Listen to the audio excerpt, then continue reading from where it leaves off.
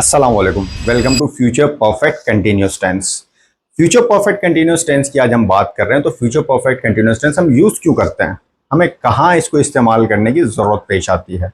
तो future perfect continuous tense बिल्कुल उसी तरह से काम करता है जैसे हमारा प्रेजेंट परफेक्ट कंटिन्यूअस टेंस काम कर रहा था, जैसे हमारा पास्ट परफेक्ट कंटिन्यूअस काम करता है, या जैसे हमारा फ्यूचर परफेक्ट कंटिन्यूअस टेंस काम करेगा। क्या मतलब है इसका? जैसे हमने बात की कि इसमें लफ्ज है फ्यूचर, जिसका मतलब हो गया कि मुस्तकबिल की बात होगी।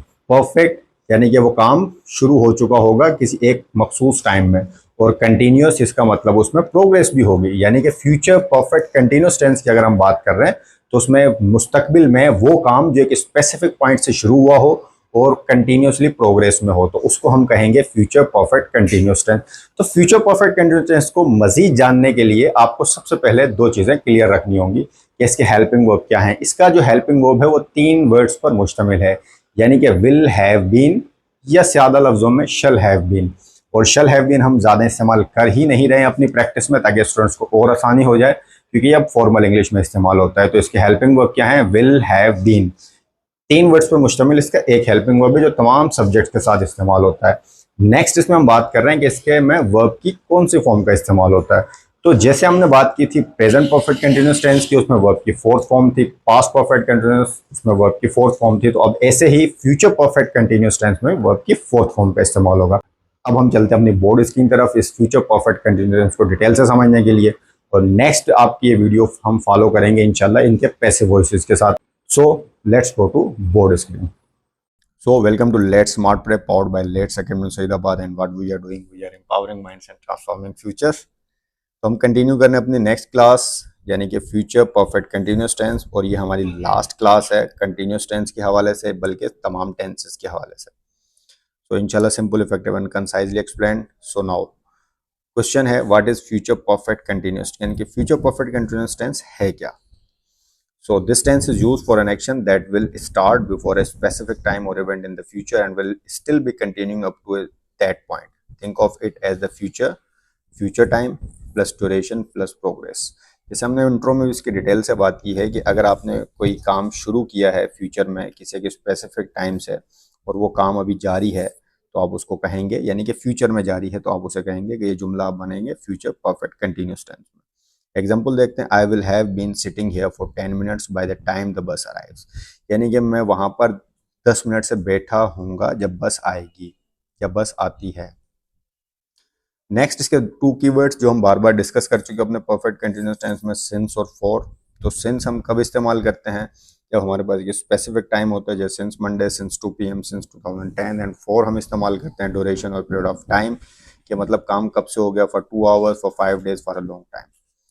तो नेक्स्ट इसके हेल्पिंग वर्ब, सिर्फ एक इसका helping verb will have been, और ये तीन वर्ड्स पर मुश्तमिल है, और तमाम सब्जेक्ट के साथ यकीनन यही इस्तेमाल करेंगे हम। अब इसके सेंटेंस स्ट्रक्चर गाइड पे आते हैं। सबसे पहले सब्जेक्ट, फिर हेल्पिंग वर्ब, फिर बीन, फिर वर्ब की फोर्थ फॉर्म, फिर ऑब्जेक्ट, फिर सिंस एंड फॉर, और फिर टाइम, यानी कि they will have been playing cricket for 3 hours, वो 3 घंटों से क्रिकेट खेल रहे होंगे।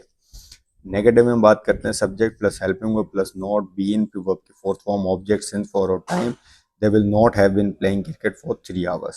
इंट्रोगेटिव वही बात हम कर रहे हैं कि जहां पर आपका जो पहला हेल्पिंग वर्ब है, यानी कि जो पहला वर्ड है, उसी को आप इंट्रोगेटिव में पहले लाएंगे। हेल्पिंग वर्ब प्लस सब्जेक्ट, फिर बीन, वर्ब की fourth form, object, since and for और टाइम। तो will they have been playing cricket for 3 hours, क्या वो 3 घंटों से क्रिकेट खेल रहे होंगे। Interrogative plus negative, helping verb है आपके पास, फिर सब्जेक्ट, फिर नोट, फिर बीन, फिर वर्ब की fourth form, object, sense of for और टाइम। और इस स्ट्रक्चर को थोड़ा और क्लियर कर लीजिएगा कि यहाँ पर हैव बीन हम कंसीडर कर रहे हैं। तो will they have not been playing cricket for 3 hours. तो ये आपके सेंटेंस स्ट्रक्चर गाइड है, इसको राइट डाउन कर लें, और ताकि आपके लिए ईजी रहे। अब हम इसकी प्रैक्टिस की तरफ चलते हैं। I will have been waiting here, तो यहाँ पर क्या आएगा? 9 o'clock के साथ आएगा, since 9 o'clock। She will have been sleeping for 2 hours. We will have been living in this house since 2027, यानी कि 2027 हम यहाँ रह रहे होंगे। It will have been snowing days 3 days, तो क्योंकि एक पीरियड ऑफ टाइम है, तो यहाँ पर भी क्या आ जाएगा? For 3 days।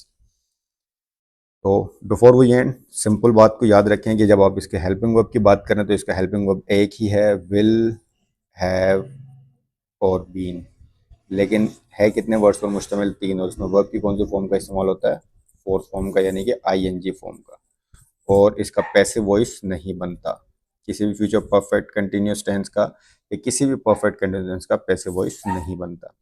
तो आप इसका टेस्ट ज़रूर अटेम्प्ट कीजिए, और इसके बाद जो है इंशाल्लाह नेक्स्ट जो हमारी वीडियो आएगी वो कंप्लीट टेंसेस के हवाले से होगी, जिसमें एक्टिव और पैसिव वॉइस भी आपके साथ होंगे। तो वेट फॉर दैट वीडियो इंशाल्लाह। सी यू इन द नेक्स्ट। अस्सलाम वालेकुम रहमतुल्लाह।